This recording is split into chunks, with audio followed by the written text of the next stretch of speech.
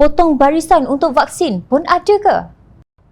Pengerusi Jawatankuasa Kerajaan Tempatan, Perumahan dan Kesihatan Negeri Dr. Izani Hussein berkata bahawa dakwaan terdapat 200 ahli setiausaha kerajaan SUK Negeri Kelantan cuba memotong barisan untuk menjadi penerima terawal suntikan vaksin COVID-19 adalah fitnah.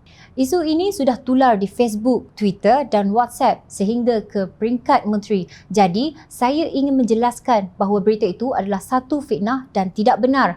Malah sebagai orang yang menguruskan hal ini iaitu suntikan vaksin, saya tidak membincangkan apa-apa senarai nama dan tidak pernah memberi tekanan kepada JKNK supaya suntikan vaksin didahulukan kepada barisan pemimpin berbanding golongan petugas barisan hadapan. Jelasnya dipetik bernama pada 28 Februari lalu. Terdahulu, pakar perunding nefrologi Dr. Rafidah Abdullah menerusi ciapan di Twitter @rafidah72 memaparkan tangkam layar mesej yang beliau terima daripada individu yang tidak ingin dikenali. Mesej itu mendakwa suntikan vaksin COVID-19 senarai penerima awal iaitu doktor, jururawat dan petugas barisan hadapan terpaksa ditangguhkan untuk memberi laluan kepada 200 ahli SUK Kelantan. Ketua Polis Negara Tan Sri Abdul Hamid Badur dilihat memandang isu ini serius apabila berkata bahawa kesalahan itu sebagai satu bentuk penyelewengan dan tindakan sewajarnya boleh diambil terhadap mereka yang terlibat. Sekiranya berlaku seperti mana yang didakwa, kita minta laporlah kepada pihak saya iaitu pihak polis. Mungkin ada satu penyelewengan di satu-satu pihak dan ia boleh jadi satu kesalahan jenayah, katanya dipetik beberapa media. Sementara itu, Kementerian Kesihatan Malaysia memberi amaran bahawa individu yang memotong giliran untuk mendapatkan suntikan vaksin COVID-19 bakal berdepan kompaun dan tindakan undang-undang. Menteri Kesihatan Datuk Seri Dr. Adham Baba berkata mereka yang tidak bertanggungjawab itu akan didakwa mengikut Akta Pencegahan dan Pengawalan Penyakit Berjangkit 1988.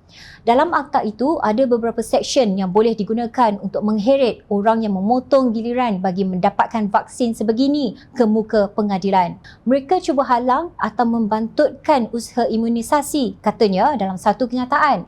Menteri Sains, Teknologi dan Inovasi Khairy Jamaluddin pula menafikan bahawa isu memotong giliran bagi mendapatkan suntikan vaksin berpunca daripada kepincangan proses pendaftaran. Sebaliknya, beliau berkata, perkara tersebut berlaku berikutan takrifan mengenai pemberian vaksin untuk fasa pertama kurang diberikan pencerahan. Mereka cuba masuk dan dapat tetapi kes sangat kecil. Kita sudah selesaikan masalah ini serta keluarkan mereka dari senarai penerima, katanya. Menurut beliau, satu jawatankuasa kecil bagi meneliti senarai penerima mengikut kategori telah ditubuhkan. Kita akan pastikan tiada yang potong atau lompat barisan untuk mendapatkan vaksin. Kalau ada, bukan petugas barisan hadapan, sila tunggu dan beratur. Kalau perlu, kita akan tambahkan kuasa kepada Menteri Kesihatan untuk kompaun mereka yang potong barisan, katanya. Inilah namanya, sudah terhantuk baru tengadah. Bila timbul isu terbelit lidah, baru mencari alasan. Bagaimanapun, Jom Channel mengucapkan syabas kepada Dr. Rafidah Abdullah yang berani membangkitkan isu ini. Keutamaan harus diberi kepada para petugas barisan hadapan yang berperang dengan pandemik COVID-19 ini. Sebarang cubaan untuk menggagalkan kesaksamaan program imunisasi ini adalah perbuatan zalim yang wajar ditentang.